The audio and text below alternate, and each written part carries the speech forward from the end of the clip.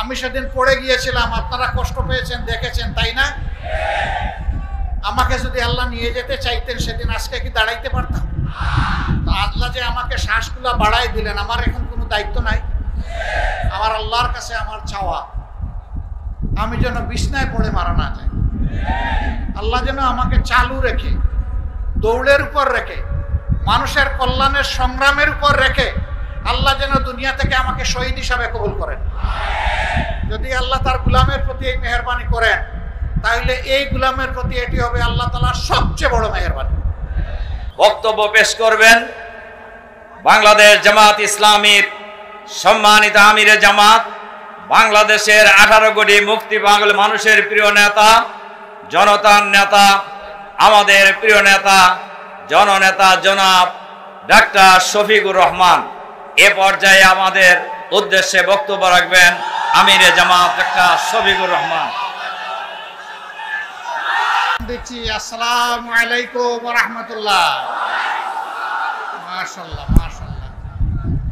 যেই সংগঠন কোনো জালিমের বাধা মানতে জানে না, জালিম যত বড় হোক, যে সময়ের হোক, জাতি একমাত্র আল্লাহর উপর ভরসা করে যেই সংগঠন বুক টান করে দাঁড়ায় তার নাম হচ্ছে বাংলাদেশ জামাত ইসলাম। এখন জালিম কি অতীতে ছিল না বর্তমানে আছে না ভবিষ্যতে আসবে, এটা আমাদের দেখার বিষয় না। যেখানেই জুলুম সেখানেই সংগ্রাম, যেখানেই জুলুম সেখানেই প্রতিবাদ, যেখানেই অন্যায় সেখানেই প্রতিবাদ, যেখানেই দুর্নীতি সেখানেই আমাদের প্রতিবাদ। এই প্রতিবাদ অনিশেষ মিছিল চলতেই থাকবে যতদিন পর্যন্ত বাংলাদেশের মানুষের মুক্তি নিশ্চিত না হবে, ততদিন পর্যন্ত আমরা থামবো না ইনশাআল্লাহ। এবং আমরা বিশ্বাস করি, কলিজার ভিতর থেকে বিশ্বাস করি যে আল্লাহ তাআলা মানুষকে পয়দা করেছেন, সেই আল্লাহর চাইতে মানুষকে কেউ বেশি ভালোবাসে না।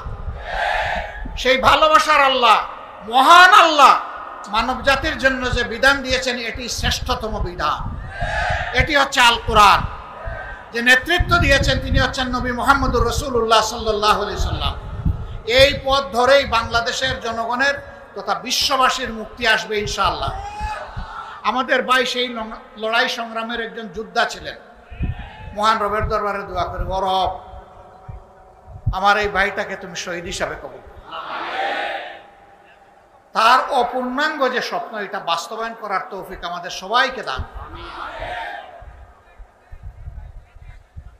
একটা দুর্নীতিমুক্ত বাংলাদেশ হলে সবাই আপনারা খুশি হবেন? কেউ আছে যে নারাজ হবে? যে ঘুষখোর সেও চায় না আর এক জায়গায় গিয়ে সে ঘুষ দেব। তার মানে ঘুষ খেতাইলে সেও ভয় পায় কিংবা ঘৃণা করে। কিন্তু সমাজ তাকে লোভের জালে বন্দী করে ফেলেছে। ওই জাল ছেড়ে পিড়ে টুকরা টুকরা করে দেবো ইনশাআল্লাহ। এই দেশে কোনো দুর্নীতিবাজের অস্তিত্ব আমরা সহ্য করব না। এই ব্যাপারে আমাদের অবস্থান জিরো টলারেন্স। যত বড় শক্তি হোক, মহান শক্তিধর আল্লাহ তাআলার শক্তির উপর নির্ভর করে তা আমরা মোকাবেলা করবো ইনশাআল্লাহ। আপনারা তৈরি আছেন? এই মাঠেই জুস থেকে যাবে, এটা চলমান থাকবে। আমি সেদিন পড়ে গিয়েছিলাম, আপনারা কষ্ট পেয়েছেন, দেখেছেন, তাই না? আমাকে যদি আল্লাহ নিয়ে যেতে চাইতেন সেদিন আজকে কি দাঁড়াইতে পারতাম? তো আল্লাহ যে আমাকে শ্বাসগুলা বাড়াই দিলেন, আমার এখন কোনো দায়িত্ব নাই? আমার আল্লাহর কাছে আমার চাওয়া আমি যেন বিছনায় পড়ে মারা না যায়। আল্লাহ যেন আমাকে চালু রেখে, দৌড়ের উপর রেখে, মানুষের কল্যাণের সংগ্রামের উপর রেখে আল্লাহ যেন দুনিয়া থেকে আমাকে শহীদ হিসাবে কবুল করেন।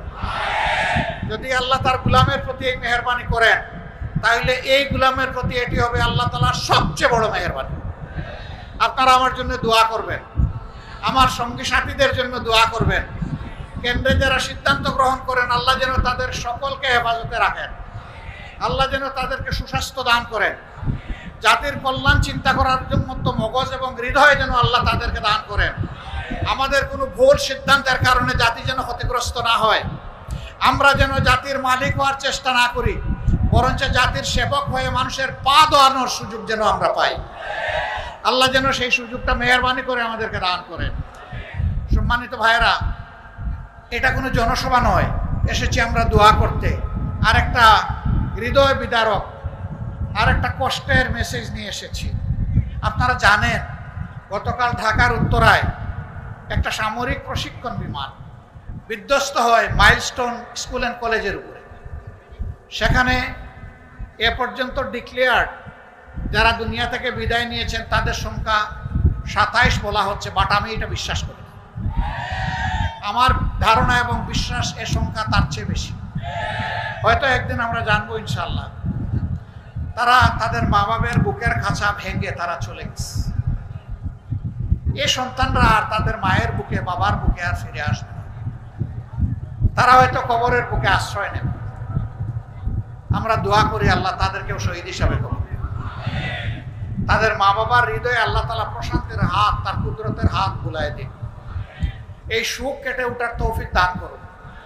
আর যারা আহত হয়ে চিকিৎসাধীন আছে, আল্লাহ তাআলা তাদেরকে দারুশ শিফা থেকে শিফায়ে কুল্লিয়া আজিলা এনায়েত করুন। আমরা সংগঠন হিসাবে কালকে থেকেই তাদের পাশে আছি। আমাদের স্বেচ্ছাসেবকরা আছে। ইতিমধ্যে সীমিত সামর্থ্যের ভিতরে আমরা আশা করেছি যার যেখানে যেটা লাগবে, অর্থ লাগে অর্থ, রক্ত লাগে রক্ত, শ্রম লাগে শ্রম, যেটা যেখানে লাগবে ইনশাআল্লাহ আমাদের সহকর্মীরা প্রস্তুত। আল্লাহ যেন আমাদেরকে এই খেদমতের জন্য কবুল করেন। সম্মানিত ভাইয়েরা, আমাদের ভাই মুস্তাফিজুর রহমান কলম, তিনি এক অদেখা কলম আমাদের হাতে তুলে দিয়ে গেছে। আমরা যেন এই কলমের হক আদায় করতে পারি। আল্লাহ তার পরিবারের প্রতি রহম করুন। 3টা ছেলে, ছোট্ট একটি সোনামণি মেয়ে, এই সবগুলোর উপর আল্লাহ তার রহমতের ছায়া বিস্তার করুন। বাবার সময় তারা যেমন ছিল এখন যেন তার চেয়েও ভালো থাকে, আল্লাহ যেন সেই পরিবেশটা দান করেন। মহান আল্লাহর পর ভরসা করে আপাতত এই পরিবারের দায়িত্ব বাংলাদেশ জামাত ইসলামী কবুল করবে। আপনারা দোয়া করবেন এই দায়িত্ব যেন আমরা আমানতদারির সাথে আদায় করতে পারি। বাবার সময় যেমন ছিল, সন্তানরা বাবার অবর্তমানে যেন কষ্টে না পড়ে, আমরা যেন সেই দিকটা খেয়াল রেখে চলতে পারি। সম্মানিত ভাইয়েরা, আপনারা এসেছেন ভালোবেসে, আমাকে ভালোবেসে, তাই না? নো, আমরা এখানে এসেছি পরস্পরকে আল্লাহর জন্য ভালোবাসতে। কার জন্য বলুন? আল্লাহর জন্য। হে মাবুদ, আমাদের এই ভালোবাসাটাকে কবুল করে নাও। এই ভালোবাসাটাকে দুনিয়ায় সীমিত রাখো না। এই ভালোবাসা দিয়ে তুমি এই সবগুলা মানুষকে আমাদেরকে তোমার জান্নাতে নিয়ে যাও। সেই জান্নাতের পথে আমাদের অভিযাত্রা অবিরাম ইনশাআল্লাহ। এটা থামবে না, এটা থামার নয়, কেউ থামাইতে পারবে না। আমরা কেবলই আল্লাহর পর ভরসা করি, আর কারো উপর না। নাসরুম মিনাল্লাহি ওয়া ফাতহুন করিব ওয়াবাশশিরিল মুমিনিন। আমার পাশে আমার এক ভাই দাঁড়ায় আছে। আমি সংগঠনের পক্ষ থেকে ঈশ্বর দিবসের জন্য তাকে উপহার দিয়ে গেলাম। আপনারা তার জন্য দোয়া করবেন, তাকে সাহায্য করবেন, তাকে পরামর্শ দিবেন, তাকে ভালোবাসবেন, হৃদয়ের বিছানায় একটু জায়গা করে দেবেন। আসসালামু আলাইকুম ওয়া রাহমাতুল্লাহ। আল্লাহ হাফেজ। বাংলাদেশ জিন্দাবাদ, বাংলাদেশ জামাতে ইসলামী জিন্দাবাদ। আলহামদুলিল্লাহি রাব্বিল আলামিন, ওয়াসসালাতু ওয়াসসালামু আলা রাসূলিল কারীম ওয়া আলা আলিহি ওয়া সাহবিহি ওয়া আহলি বাইতি আজমাইন। রব্বানা যালামনা আনফুসানা ওয়া ইন লাম তাগফির লানা ওয়া তারহামনা লানাকুনান্না মিনাল খাসিরিন। রব্বানা আতিনা ফিদ দুনিয়া হাসানাতাও ওয়া ফিল আখিরাতি হাসানা ওয়া কিনা আযাবান নার। আল্লাহুম্মা আজিরনা মিনান নার, আল্লাহুম্মা আজিরনা মিনান নার, আল্লাহুম্মা আজিরনা মিনান নার। আল্লাহুম্মা ইন্নাকা আফুউন কারীম তুহিব্বুল আফওয়া ফাআফু আন্নি ইয়া কারীম। ইয়া রাব্বাল আলামিন, তুমি আমাদেরকে ক্ষমা করে দাও, আমাদের উপর রহম করো। প্রিয় দেশবাসীর উপর, বাংলাদেশের উপর রহম করো, শান্তির ফয়সালা নাজিল করো। আর কোন জালিমের হাতে আল্লাহ এই দেশবাসীকে তুমি তুলে দিও না। আল্লাহ আমাদের জন্য শান্তির ঠিকানা তুমি নির্ধারিত করো। ইয়া আল্লাহ, এই জমিনের উপর তুমি শান্তির ফয়সালা নাজিল করো।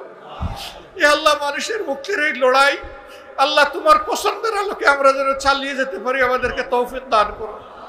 যতদিন হায়াত দিবে তোমার গোলাম হিসেবে তোমার গোলামের দায়িত্ব আঞ্জাম দেওয়ার তৌফিক, ইয়া আল্লাহ খেলাফতের এই দায়িত্ব আঞ্জাম দেওয়ার তৌফিক দিও। আয় আল্লাহ তুমি ঈশ্বর দিবসের উপর রহম করো। ইয়া আল্লাহ তাদের অন্তরে অন্তরে আল্লাহ তোমার হেদায়েতের জোয়ার তুমি সৃষ্টি করে দাও। প্রত্যেকটি মায়ের গর্বে মাহবুব তুমি মুমিন মুমিনা, মুহসিন মুহসিনা, মুজাহিদ মুজাহিদা পয়দা করে দাও আল্লাহ।